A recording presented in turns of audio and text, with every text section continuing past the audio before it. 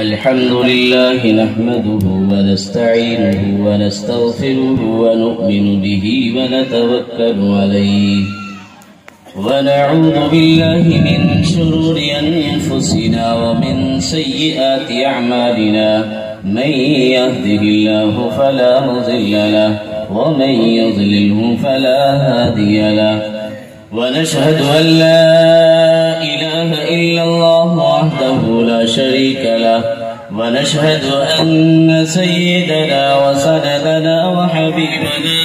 وحبيبنا وشفينا وإمامنا وأولانا ومولانا محمدا عبده ورسوله. أعوذ بالله من الشيطان الرجيم. بسم الله الرحمن الرحيم.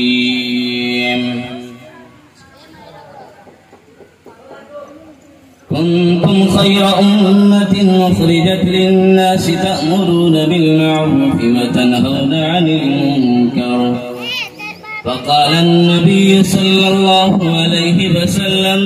بئس القوم قوم لا يأمرون بالمعروف ولا ينهون عن المنكر. فقال النبي صلى الله عليه وسلم في مقام آخر كلمتان حبيبتان إلى الرحمن خفيفتان على اللسان ثقيلتان في الميزان سبحان الله وبحمده سبحان الله العظيم، أو كما قال النبي صلى الله عليه وسلم.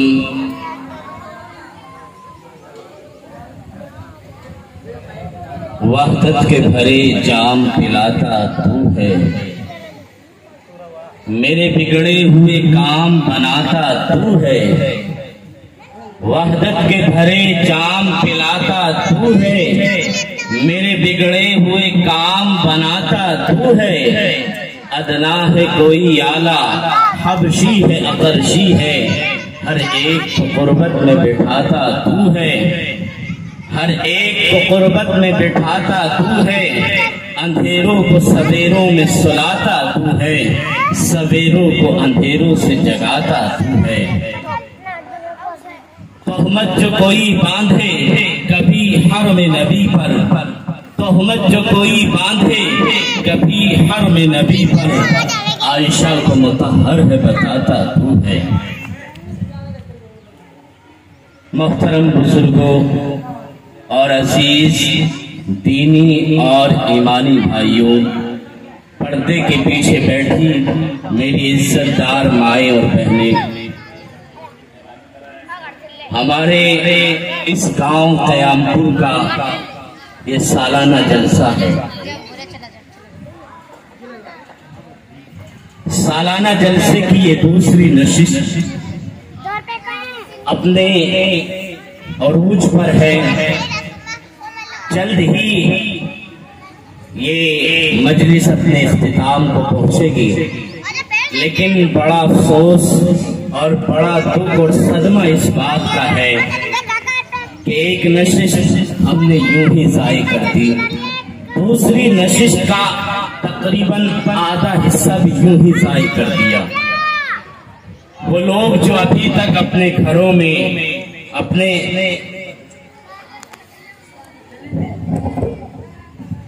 اپنے چوپالوں میں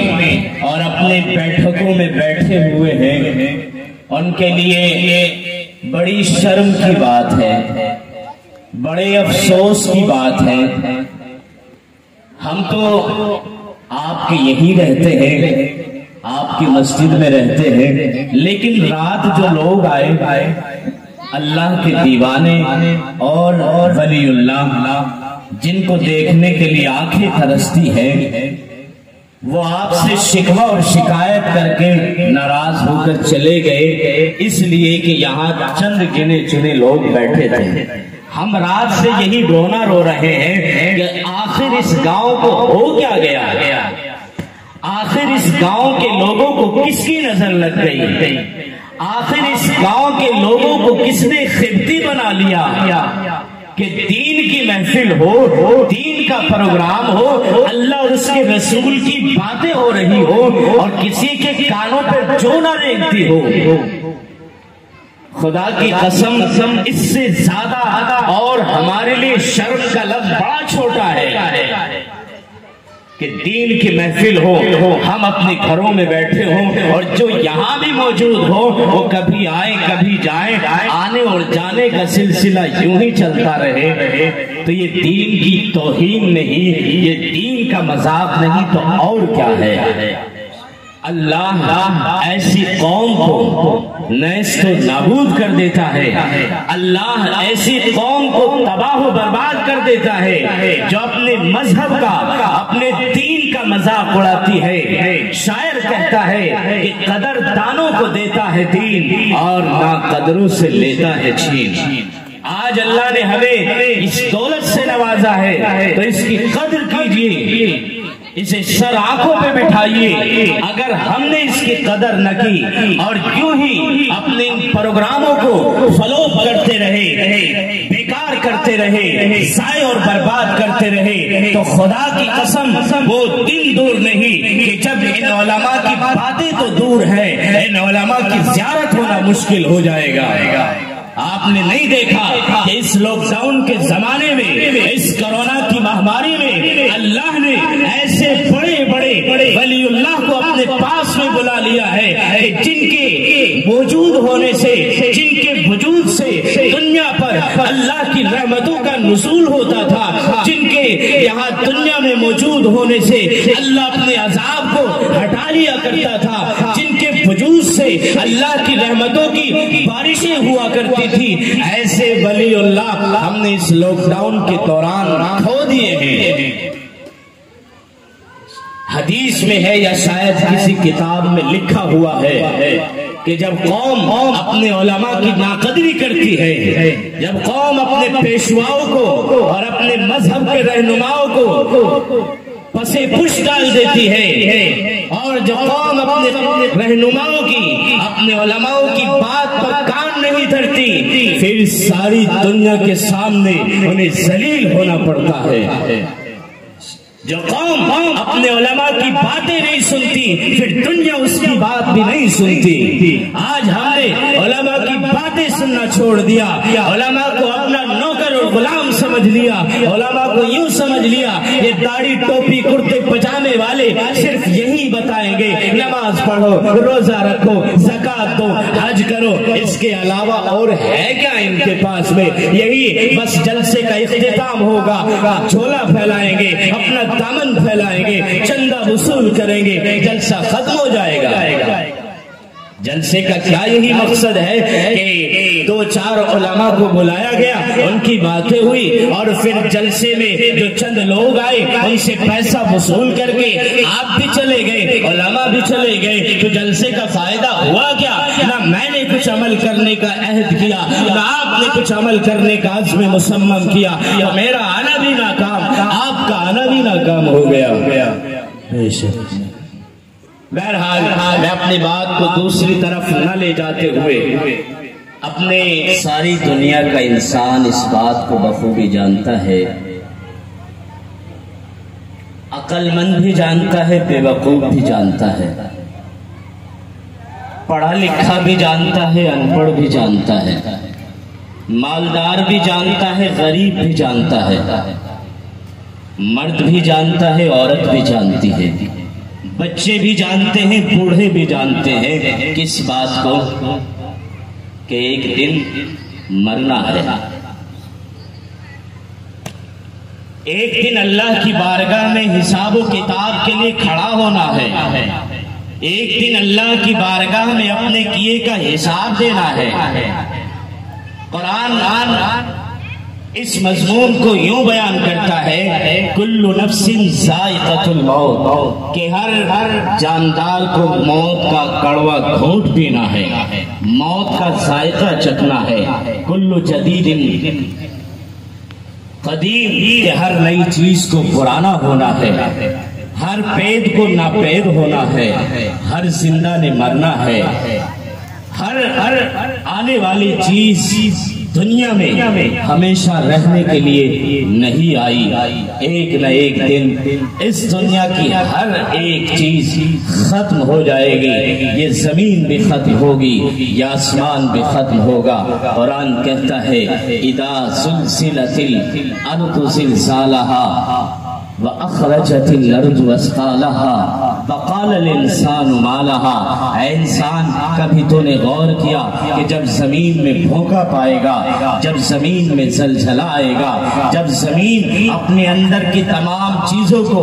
باہر نکال پھینکے گی, وَقَالَ الْإِنسَانُ مَا لَهَا, اس وقت انسان کہے گا کہ کیا ہو گیا. يَوْمَئِذٍ تُحَدِّثُ أَخْبَارَهَا بِأَنَّ رَبَّكَ أَوْحَىٰ لَهَا. جس دن یہ زمین اپنی ساری خبریں بیان کرے گی, جس دن یہ ساری زمین اپنے اندر سموئے ہوئے ہر ایک چیز کو بیان کرے گی, جیسے موبائل اپنے اندر تمام چیزوں کو سمو رہا ہے, اپنے اندر تمام چیزوں کو قید کر رہا ہے, یہ زمین بھی ہمارے ہر ایک عمل کو قید کر رہی ہے, ہمارے ہر ایک عمل کو محفوظ کر رہی ہے. بِأَنَّ رَبَّكَ أَوْحَىٰ لَهَا. یہ زمین ایک ایک خبر کو بیان کرے گی, ان کے تمام احوال و قوائف کو بیان کرے گی. تو میرے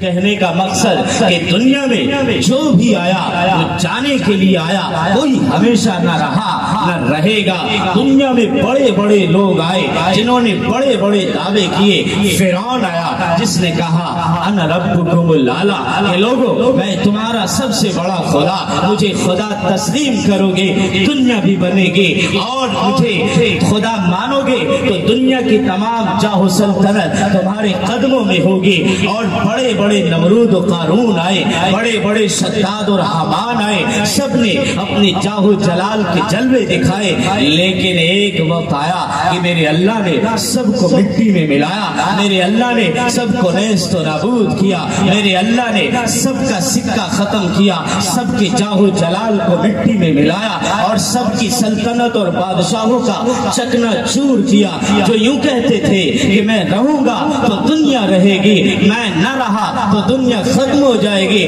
آج ہم میں سے وہ نوجوان جو ابھی چند دن پہلے یوں کہہ رہے تھے ارے میں رہوں گا تو گھر کا نظام چلے گا, میں نہ رہا تو گھر کا نظام ختم ہو جائے گا, میں نہ رہا تو میرے بچوں کو کون سنبھالے گا, میں نہ رہا تو میری بیوی بچوں کی کفالت کون کرے گا, میں نہ رہا تو میرے بچوں کو کون کھلائے گا, میرے بچوں کے لیے کون کمائے گا, میں نہ رہا تو دنیا میں میرے بچوں کا کون پرسان حال ہوگا. جو یوں کہتے تھے اس بیماری کے دوران ایسے ایسے نوجوانوں کو مٹی نے نگل لیا, ایسے ایسے نوجوانوں کو قبر نے اپنے اندر ہضم کر لیا, کہ جو نوجوان چلتے پھرتے ایسے لگتے تھے کہ نوجوان تو اپنا گھر سنبھالے گا, یہ نوجوان تو اپنی قوم کا سرمایہ ہوگا, یہ نوجوان تو اپنی قوم کی بھلائی کا کام کرے گا, یہ نوجوان تو اپنی قوم کے لیے کچھ بڑا کام انجام دے گا. لیکن اس بیماری کے دوران ایسے نوجوانوں کو مٹی میں ملا دیا گیا, ایسے نوجوانوں کو میرے اللہ نے اپنے پاس میں بلا لیا جو یوں کہتے تھے کہ ہم رہیں گے تو دنیا رہے گی,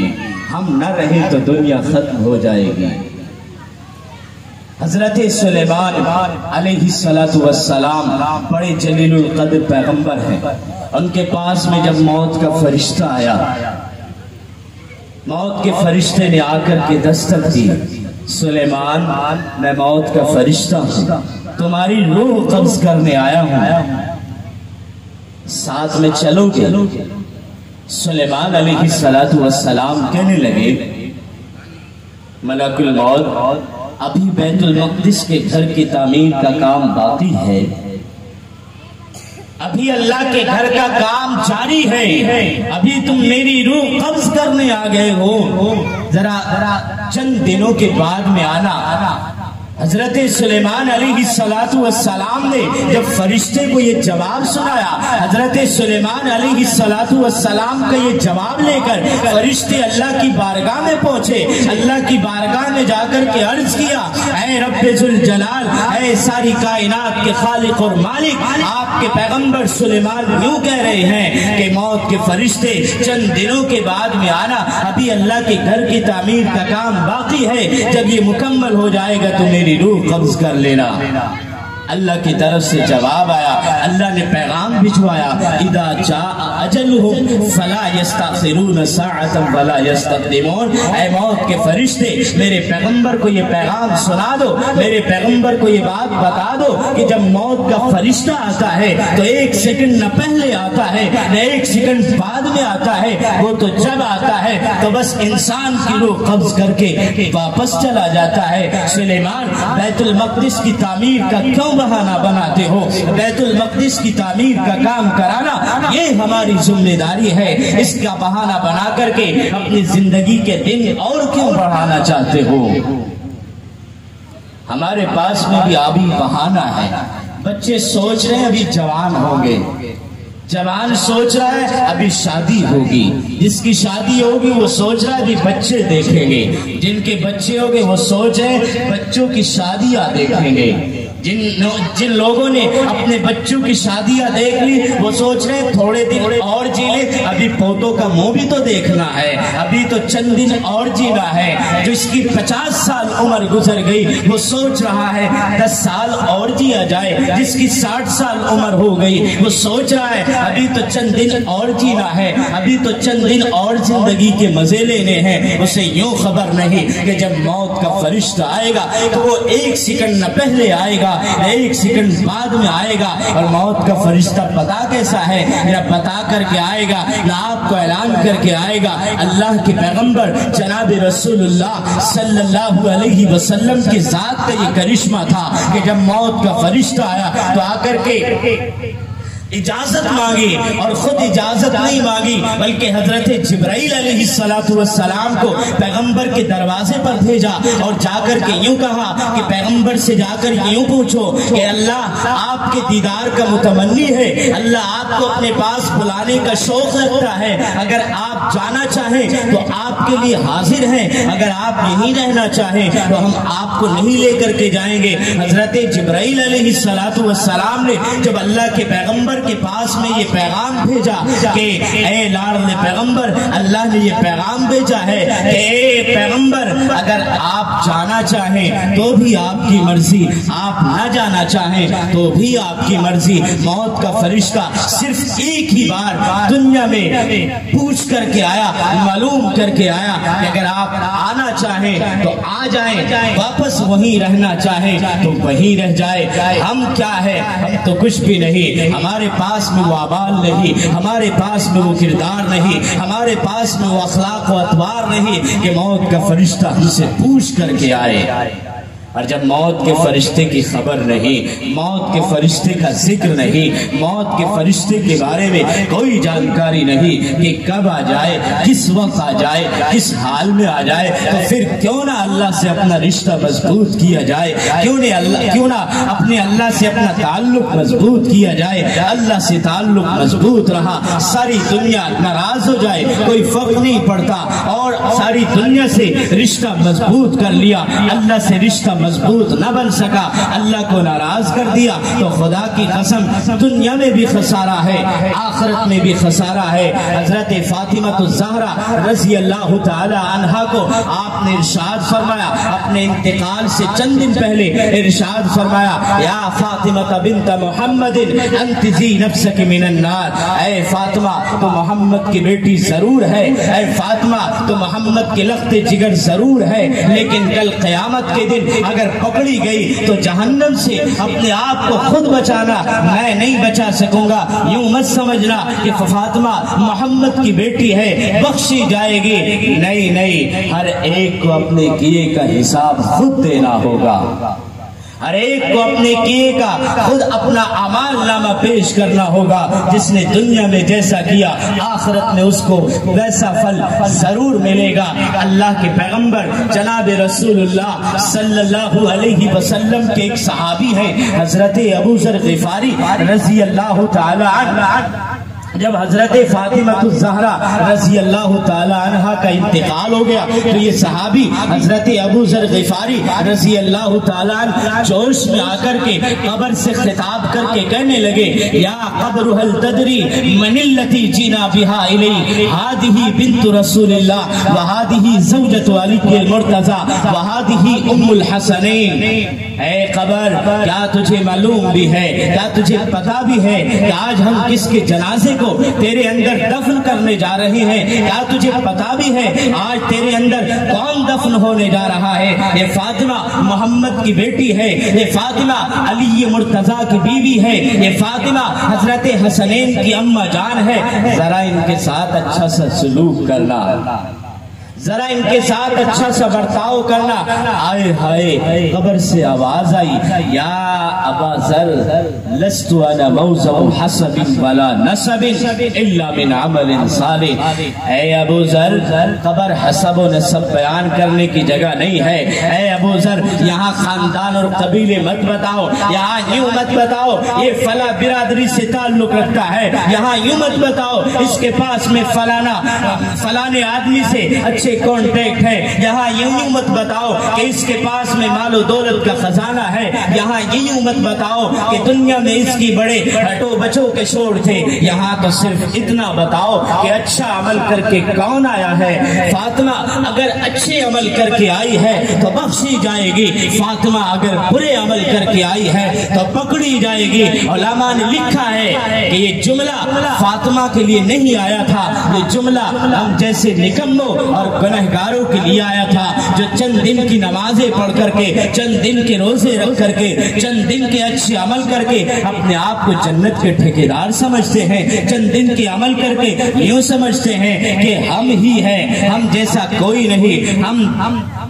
ہم ہی دنیا میں سب سے زیادہ نیکوکار، ہم ہی سب سے زیادہ متقی اور پرہیزگار ہے۔ یہ جملہ ساری دنیا کے انسانوں کے لیے آیا تھا، پوری امت مسلمہ کے لیے آیا تھا کہ چند دن کی نمازیں پڑھ کر کے یہ مت سمجھ لینا کہ ہم ہی اس دنیا میں سب سے زیادہ نیکوکار ہے، دوسروں کو ذلیل و حقیر سمجھ لینا یہ سب سے بڑی بھول ہے انسان کی کہ چند دن کی نمازیں پڑھ کر کے اپنے آپ کو سب سے بڑا نمازی سمجھنے لگتا ہے۔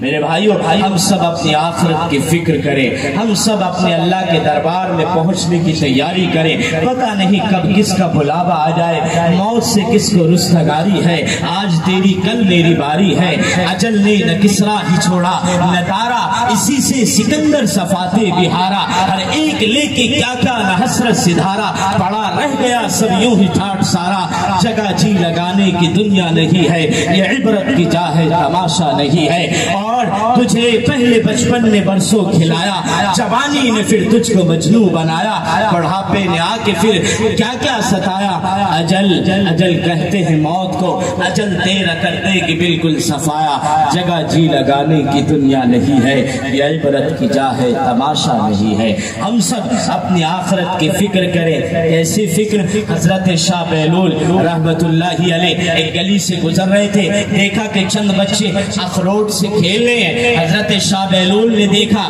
کہ انہی بچوں میں ایک بچہ الگ تنہائی میں بیٹھا رو رہا ہے، حضرت شاہ بہلول اس بچے کے قریب گئے اور جا کر کے پوچھا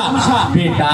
سارے بچے کھیل رہے ہیں تم کیوں نہیں کھیلتے، تمہیں کیا ہو گیا کہ تم رو رہے ہو؟ حضرت شاہ بہلول نے اس بچے کے قریب جا کر کے کہا بیٹا تم بھی کھیلو، سارے بچے کھیل رہے ہیں۔ آئے ہائے بچے کا جواب سنیے، بچوں کی تربیت ایسی کرے جیسے اس بچے نے جواب دیا۔ بچے نے کہا بہلول بے وقوف ہو گئے ہو کیا؟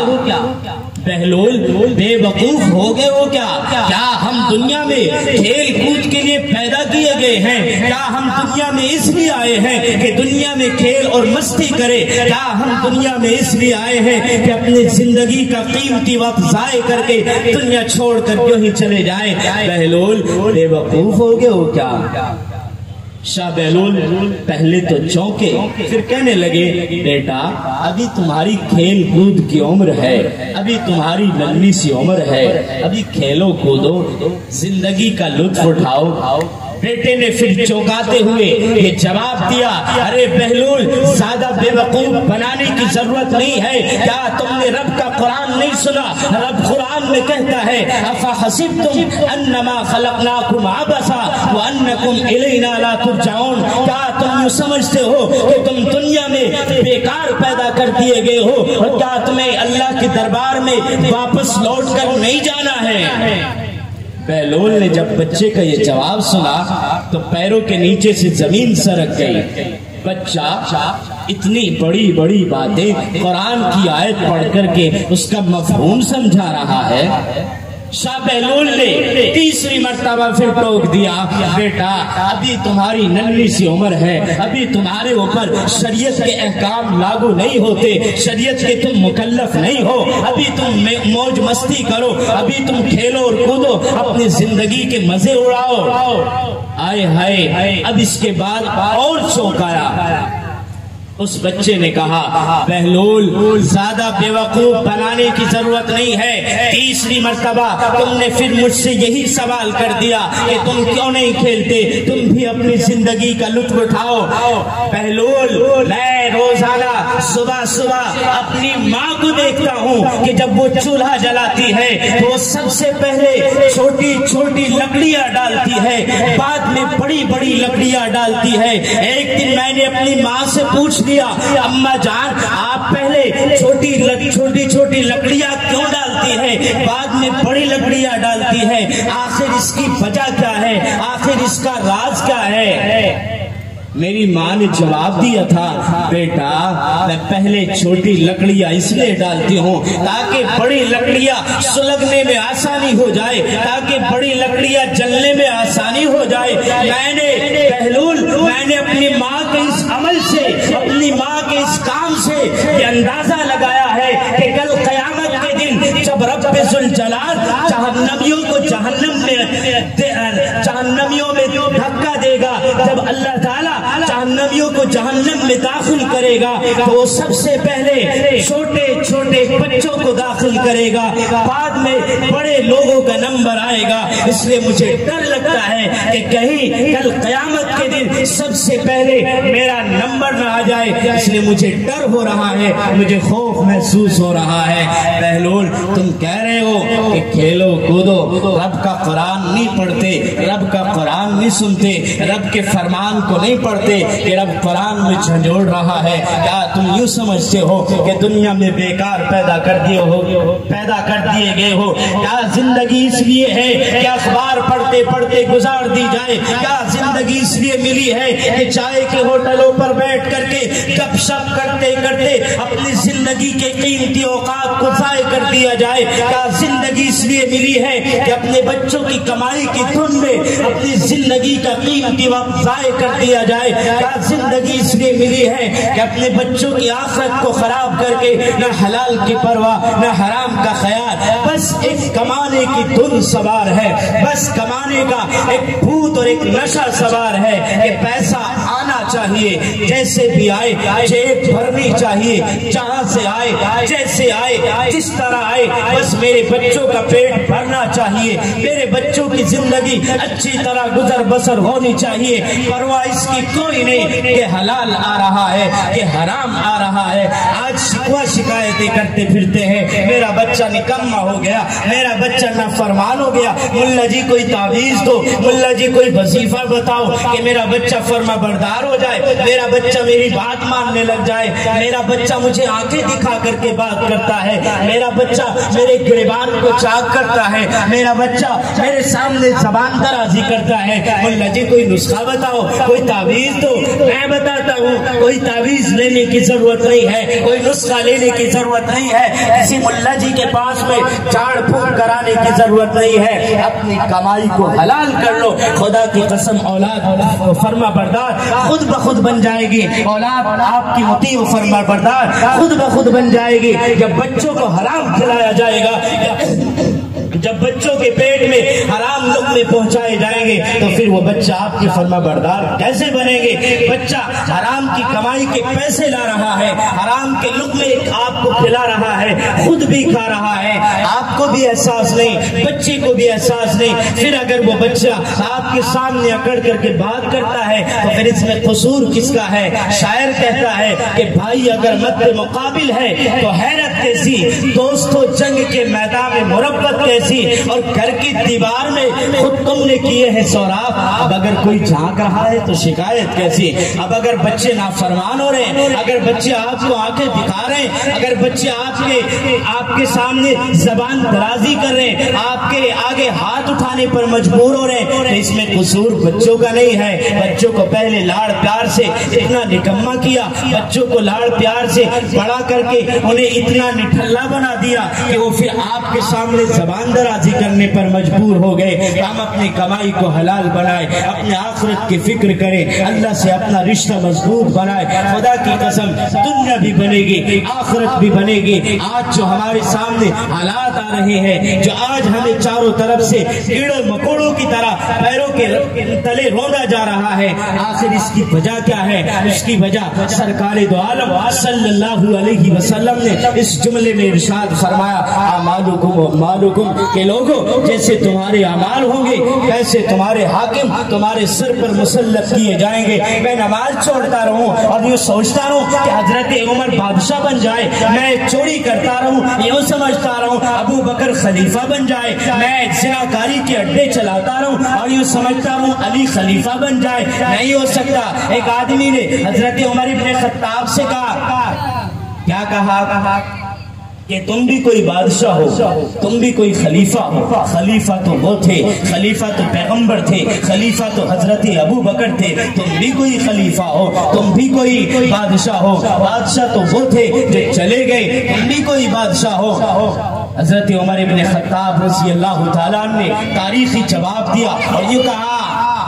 تم مجھے اپنا خلیفہ اور اپنا رہبر بعد میں تسلیم کرنا، پہلے تم ابو ہریرہ جیسے بن جاؤ، پہلے تم حضرت ابو ذر غفاری جیسے بن جاؤ، پہلے تم سعد ابن ابی وقاص جیسے بن جاؤ، پہلے تم معاذ ابن جبل جیسے بن جاؤ، پھر اوپر کے بادشاہ کی خیر کی دعائیں مانگنا، پھر اوپر کے بادشاہوں کے اچھائی اور سلامتی کی دعائیں مانگنا۔ خود نہیں سدھرتے، بڑوں کو سدھارنے کی کوششیں کرتے ہیں، خود اپنے حالات نہیں بدلتے اور یہ سوچتے ہیں اوپر کی حکومتیں بدل جائے، حکومتوں کے بدلنے سے حالات نہیں بدلتے، خود کے بدلنے سے حالات بدلتے ہیں۔ خود بدلیں گے تو حالات بدلیں گے، اپنے آپ کو نہ بدلا گیا، اپنے آپ کو نہ سنوارا گیا، اپنے آپ کی اصلاح نہ کی گئی تو خدا کی قسم ساری زندگی بھی اگر یہ حکومت رہے تب بھی ہمارا کوئی بال باقا نہیں کر سکتا، اور اگر اس کے علاوہ اور بھی حکومتیں آ جائے، اگر ہم نے اپنے حالات کو نہیں بدلا تو کوئی بھی آ کر کے ہمارے سامنے زبان درازی کرنے پر مجبور ہو جائے گا، کوئی بھی ہمارے سامنے ہاتھ اٹھانے پر مجبور ہو جائے گا۔ آج معمولی سے معمولی انسان ہمیں گالی دے کر کے چلا جاتا ہے، ہمیں مار کر کے چلا جاتا ہے، کوئی بولنے والا نہیں، کوئی سننے والا نہیں، اس لیے کہ ہم نے اپنے اعمال کو ضائع کر لیا، ہم نے اپنے اعمال کو خراب کر لیا، ہمارے گھر کے ماحول خراب ہو گئے، ہماری زندگی سے دین نکل گیا، ہمارے گھروں سے پردہ ختم ہو گیا، بے حیائی عام ہو گئی، اور گھر گھر میں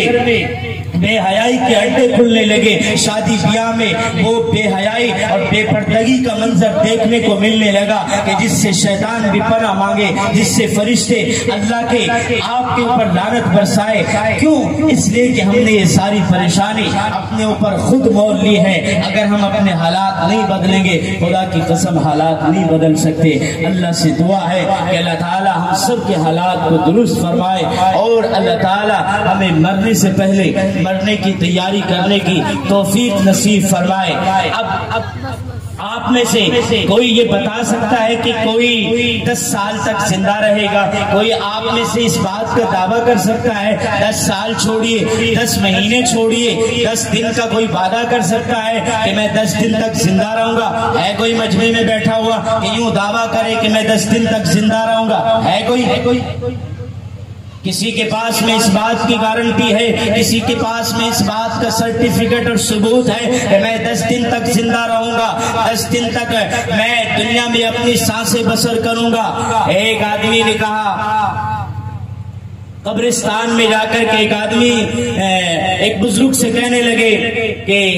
اگر تمہیں یہ معلوم ہو جائے کہ تمہاری روح قبض ہونے والی ہے، تمہارے پاس موت کا فرشتہ آنے والا ہے، تمہارے پاس اللہ کا پیغام آنے والا ہے، تو تم کیا کرو گے؟ اس آدمی نے کہا کہ میں اللہ کی عبادت کروں گا، روزہ رکھوں گا، نماز پڑھوں گا، زکوٰۃ دوں گا، اور جتنے بھی اچھے اعمال ہو سکتے ہیں وہ سارے اچھے عمل کرنے کی کوشش کروں گا۔ اور بزرگ نے کہا کہ جب تمہیں یہ معلوم ہو گیا کہ موت کا فرشتہ ایک دن آنے والا ہے، موت کا فرشتہ ایک دن ہماری روح قبض کرنے والا ہے، تو ابھی سے آخرت کی تیاری کیوں نہیں کر لیتا؟ ابھی سے اپنے اللہ کو راضی کیوں نہیں کر لیتا؟ اس بات کی کیوں انتظار میں بیٹھا ہوا ہے کہ بڑھاپا آئے گا تو اللہ کو راضی کروں گا، جب میری سانسیں اٹکنے لگ جائے گی تب میں اللہ کو راضی کروں گا۔ جوان بھی مریں گے، بوڑھے بھی مریں گے، بچے بھی مریں گے، ایک دن سب کے سب اس دنیا سے ختم ہو جائیں گے۔ ایک واقعہ سنا کر کے میں اپنی بات کو ختم کرتا ہوں۔ حضرت عمر ابن خطاب رضی اللہ تعالیٰ عنہ نے ایک ملازم رکھا، غور سے سنیں اس واقعے کو۔ حضرت عمر ابن خطاب نے ایک ملازم رکھا، کس بات کے لیے؟ اس بات کے لیے اسے اس بات کی تنخواہ دیتے اور اسے اس بات کے لیے ماہانہ اجرت دیتے کہ تمہیں روزانہ میرے دروازے پہ آنا ہے، تمہیں روزانہ میرے دروازے پہ آنا ہے اور کنڈا کھٹکھٹا کے کہنا ہے عمر موت کو نہیں بھولنا، عمر موت کو نہیں بھولنا۔ وہ ملازم روزانہ آتا گیا، وہ ملازم روزانہ حضرت عمر کو متنبہ کرتا چلا گیا، روزانہ آتا، کنڈا کھٹکھٹاتا اور آ کر کے کہتا امیر المومنین عمر بن خطاب موت کو نہیں بھولنا۔ روزانہ آتا گیا، جاتا گیا، ایک لمبا عرصہ گزر گیا۔ ایک دن حضرت عمر ابن خطاب نے قریب بلایا اور قریب بلا کر کے کہا نوجوان آج کے بعد میرے دروازے پہ نہیں آنا، آج کے بعد میرے دروازے پہ نہیں آنا۔ اور ملازم حیران ہو کر کے پریشان ہو کر کے پوچھنے لگا امیر المومنین آخر کیا بات ہو گئی؟ اب تک میں آتا تھا، مجھے نہیں ٹوکا، مجھے نہیں روکا، آج مجھے کیوں منع کر دیا گیا؟ آج مجھے کیوں ٹوک دیا گیا کہ آج کے بعد میری دروازے پہ نہیں آنا؟ امیر المومنین کا جواب سنیے۔ امیر المومنین نے اس ملازم کو قریب بلایا اور قریب بلا کر کے اس کے کان میں کہا اور اپنے داڑھی کے اس سفید بال کی طرف اشارہ کر کے کہا ملازم جب سے یہ داڑھی کا بال سفید ہوا ہے، جب سے اس داڑھی کے بال پر سفیدی کے نشان آئے ہیں، اب یہی چین نہیں لینے دیتا، اب یہی مجھے سکون سے سونے نہیں دیتا، اب یہ داڑھی کا بال مجھے روزانہ کہتا رہتا ہے عمر موت کو نہیں بھولنا، عمر موت کو نہیں بھولنا۔ عمر روزانہ مجھے یہ متنبہ کرتا رہتا ہے عمر ایک دن اللہ کی بارگاہ میں جواب دینا ہے، عمر ایک دن اللہ کی بارگاہ میں کھڑا ہونا ہے۔ اگر اسی گنہگاری کی زندگی میں، اسی نافرمانی کی زندگی میں اللہ کے پاس چلے گئے تو خدا کو کیا منہ دکھائیں گے؟ جو حالت ہماری ہے، جو زندگی کے شب و روز ہمارے ہیں، خدا کی قسم اگر اسی حال میں ہم دنیا سے بغیر توبہ کے چلے گئے تو اللہ کو کیا منہ دکھائیں گے؟ اس لیے ہم سب آج کے اس جلسے سے اپنے آپ کو اس بات کا عزم مصمم کر کے جائیں، اس بات کا پابند بنا کے جائیں کہ انشاءاللہ جب ہم یہاں سے